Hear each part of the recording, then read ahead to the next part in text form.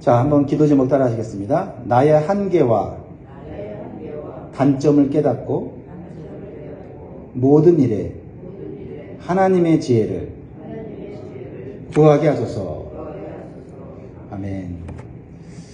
지혜의 왕 솔로몬은 인생을 허무하지 않게 살기 위해서 깨달아야 될 지혜가 무엇인지를 이 전도서에서 말씀하고 있어요. 우리가 며칠이면 새해를 맞이하게 되는데 특별히 오늘은 조심해야 될 것들 몇 가지를 이렇게 나누고 있습니다. 첫 번째는 작은 것을 소홀히 하지 말라. 한번 따라하겠습니다. 작은 것을 소홀히 하지 말라. 네, 우리는 좀 큰 것에 마음을 두고, 그렇죠? 네, 큰 것을 좋아하지요. 작은 것을 소홀히 할 때 오히려 큰 것을 잃어버릴 수 있는 경우가 있지요. 특별히 작은 죄를 소홀히 하지 말라라고 교훈을 하고 있어요. 작은 죄가 크고 중요한 일들을 무너뜨릴 수 있기 때문에 그렇죠. 1절을 봅니다. 죽은 파리들이 향기름을 악취가 나게 만드는 것 같이 적은 우매가 지혜와 존귀를 난처하게 만드느니라. 솔로몬이 죽은 파리들이 향기름에 떨어져서 그 향기름 전체를 썩게 하고 악취가 나는 그 현상을 보면서 교훈을 주고 있는 거죠. 그래서 죽은 파리들이라는 것은 좋은 것을 썩게 만드는 작은 죄. 근데 죽은 파리 그거 아무것도 아니지 않습니까? 그렇죠? 죽었는데 그거 뭐 힘이 있습니까? 무가치한 거예요. 그런데 그러한 작은 하찮은 그런 죄라도 우리가 무시하면 잘못하면 내 인생 전체가 더러워질 수 있다라는 거죠. 그래서 향기름이라고 하는 것은 아름다운 향을 내는 고급 기름을 말하죠. 특별히 하나님께 올려드리는 제사 때 올려드리는 이 향기름은 상당히 거룩하고 아름다운 것이었는데 그것을 관리하지 않고 그것을 소홀히 하면 거기에 죽은 팔이 하나 들어가면 완전히 그 향기름 전체를 버릴 수 있다라는 것을 말하고 있습니다. 우리가 여호수아서를 지난번에 우리가 나눴는데요. 이스라엘 백성들이 난공불락의 여리고 성을 정복하는 엄청난 하나님의 은혜와 축복을 받았습니다. 그런데 아이성이라고 하는 작은 성을 공격할 때는 너무나도 어처구니 없이 패배하고 말았죠. 뭐 때문에요? 아간 한 사람의 죄 때문에 이스라엘 공동체가 패배하게 된 것을 우리는 기억해야 합니다. 그래서 여기서 적은 우매가 지혜와 존귀를 난처하게 만드느니라 라는 이 말씀은 뭐냐면 좀 더 정확하게 해석하면 적은 우매가 지혜와 존귀보다 더 영향력이 세다라는 거예요. 여러분, 지혜로 우리가 많은 일들을 해낼 수 있는데 많은 일들을 해놓은 거를 적은 우매, 적은 어리석음 때문에 그것이 무너질 정도로 우리가 어떻게 보면 지혜의 영향력보다는 이 어리석음의 영향력이 더 크다는 것을 솔로몬은 우리에게 가르쳐줘요. 아, 그렇구나. 우리는 지혜롭기만 하면 된다고 생각했는데 작은 우매, 작은 어리석음, 뭐 이것을 우리에게 적용하자면 작은 우리의 잘못된 습관, 단점 이런 것들을 우리가 생각하지 않으면 장점이 아무리 많아도 그 장점으로 대단한 일을 했어도 그 단점 하나 때문에 내 명예가 더럽혀지고 내 존귀가 주저앉는 일이 생긴다는 거예요. 그러니까 많은 사람들이 보면 지혜 뭐 이렇게 얘기를 하죠. 맞습니다. 지혜를 구하는 것이 근본이에요. 근데 지혜를 구하면서 우리는 항상 이 적은 우매, 어리석음, 나의 단점, 나의 부족한 점 이런 점들을 한번 찾아보는 것이 중요하다는 거죠. 그래서 어떤 분들은 그래요. 항상 일이 다 될 즈음에 이상하게 일이 자꾸 틀어지고 안 되고 사람들하고 관계가 틀어지고 문제가 생기고 이렇게 얘기하는데 사실 보면 다른 사람의 문제가 아니에요. 바로 나의 어떠한 그 단점, 나의 어떤 그런 그 어리석음, 그것 때문에 사실 인간관계도 틀어지고 해놓았던 일들도 또 이렇게 수포로 돌아가고 그렇게 되는 것이죠. 그걸 이 솔로몬이 우리에게 가르쳐 주고 있는 거예요.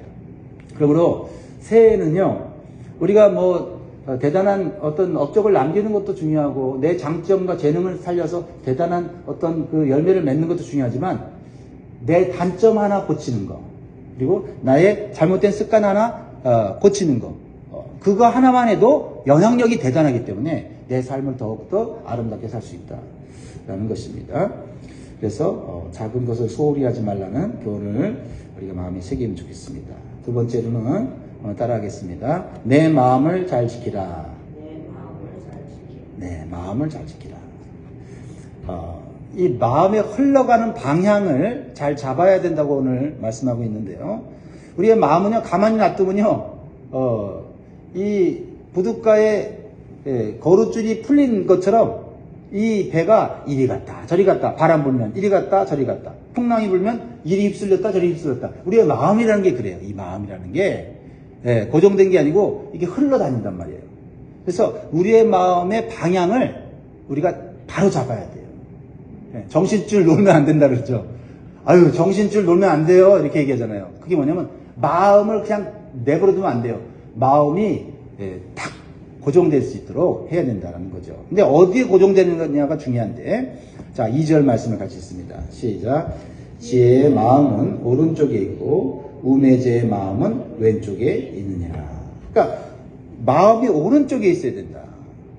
마음 쪽에 오른쪽에 있어야 지혜로운 자가 되고 마음이 왼쪽에 있으면 어리석은 자, 우매자가 된다는 거죠. 그러면 성경에서 오른쪽과 왼쪽의 의미는 우리에게 여러 가지를 보여주고 있지만 오른쪽은 선한 것, 옳은 것, 그리고 하나님을 향하는 마음을 오른쪽이라고 해요.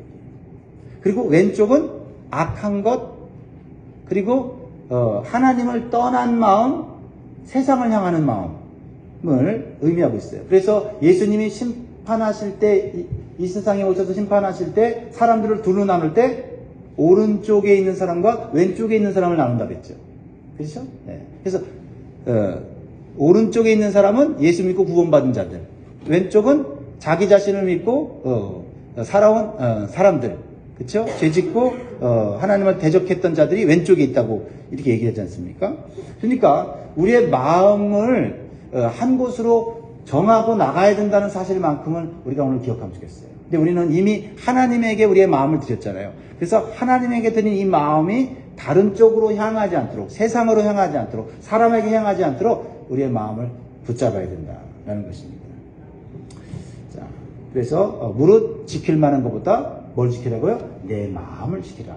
이에 생명의 근원이 있다라고 했으니까 우리가 새해를 맞이하면서 우리가 또 생각해야 될 거면은 내 마음 지키자.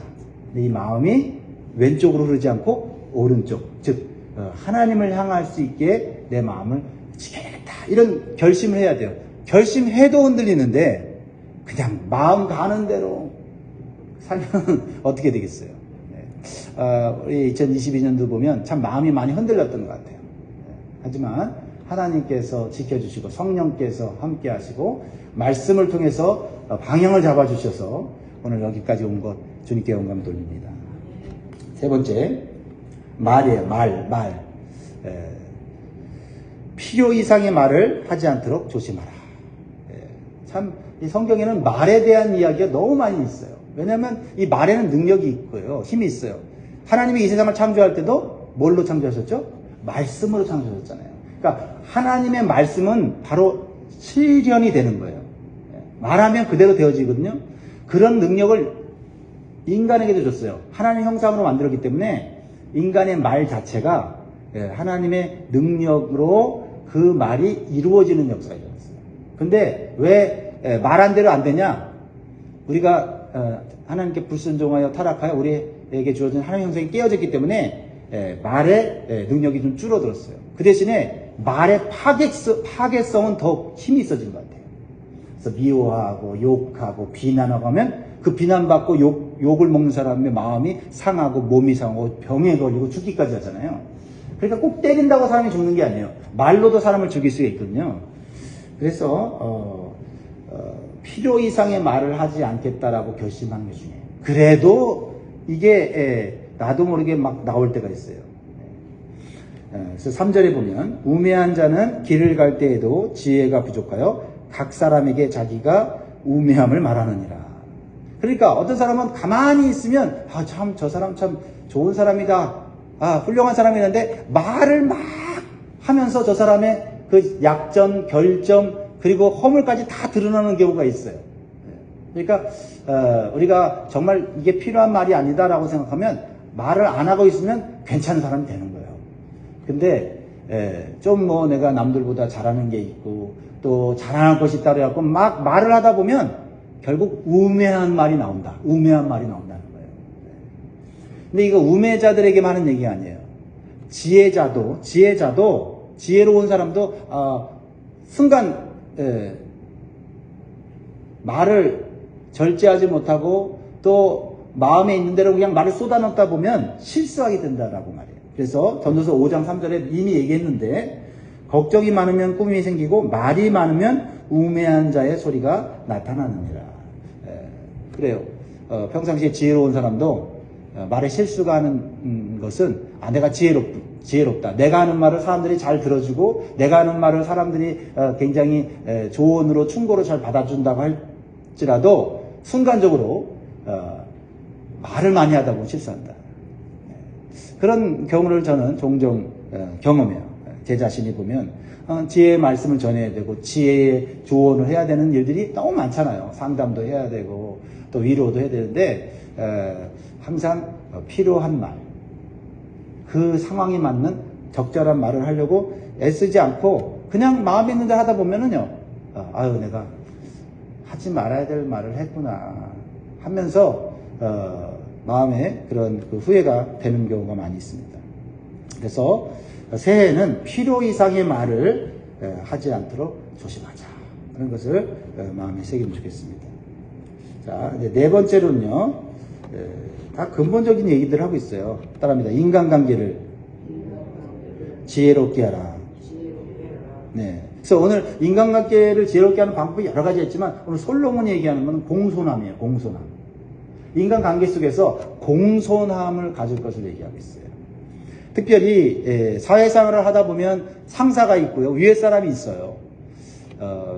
그 위에 사람과의 관계 속에서 이 공손함이라고 하는 것은 상당히 중요하다라는 거예요. 4절에 보면 주권자가 내게 분을 일으키거든 너는 내 자리를 떠나지 말라. 공손함이 큰 허물을 용서받게 하느니라. 한 예를 들었는데, 그래서 주권자라고 하면은 오늘날로 말하면 뭐 직장의 상사라고 말할 수 있고 나보다 높은 어떤 힘을 가진 권세자를 말할 수도 있어요.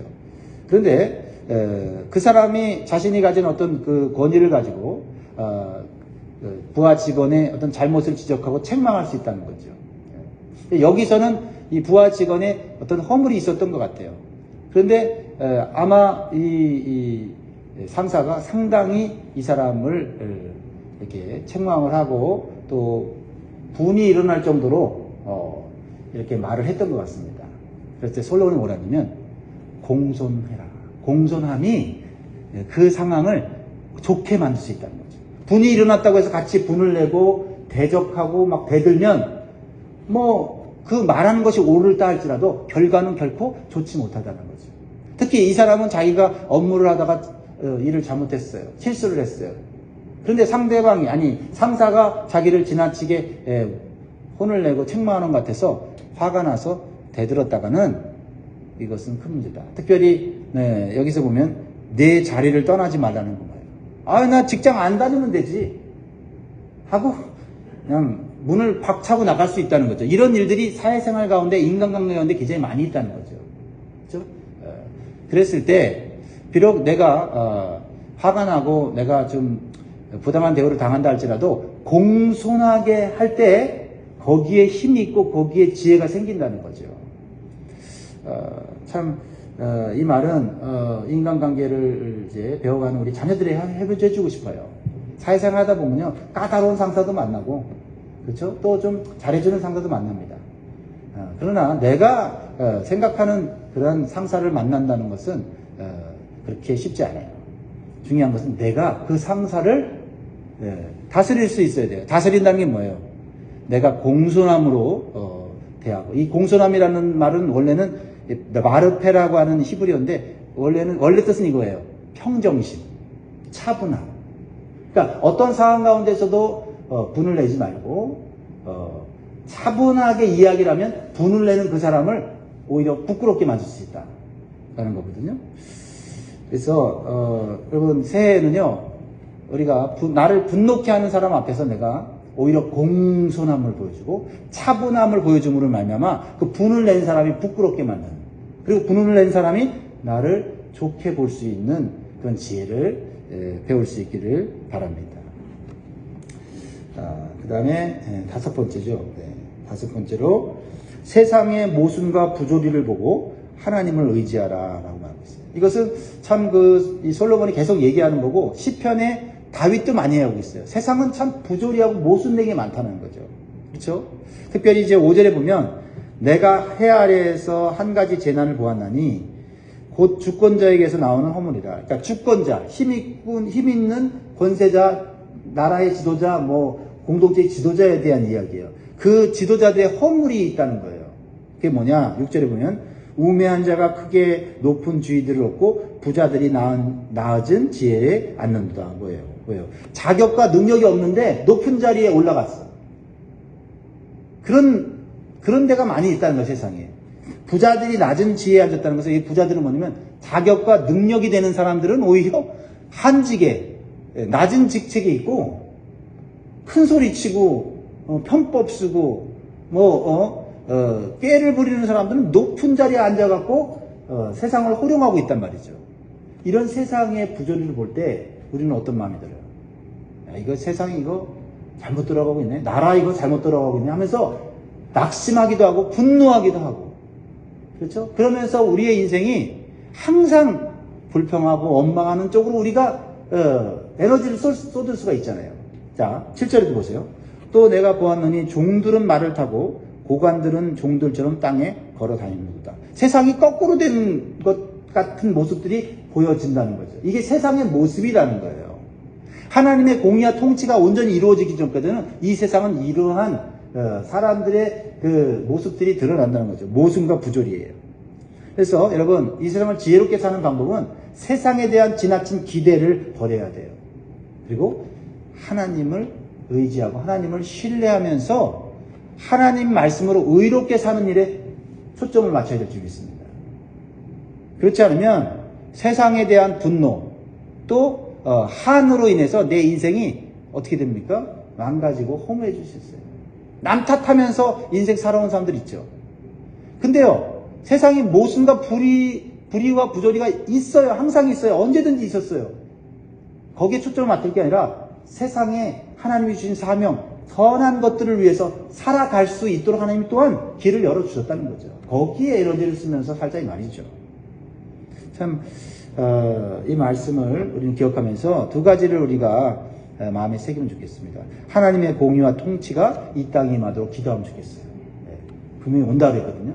그래서 세상이 점점 이러한 불의와 죄악과 이런 악한 일들이 많이 벌어질 때마다 하나님의 공의와 통치가 임하는 나라를 우리에게 허락하옵소서 하면서 우리 그 나라의 백성으로 살아가는 거예요. 또 하나는요, 우리가 이런 부조리와 부정을 저지르는 지도자들을 위해서 기도해야 돼요.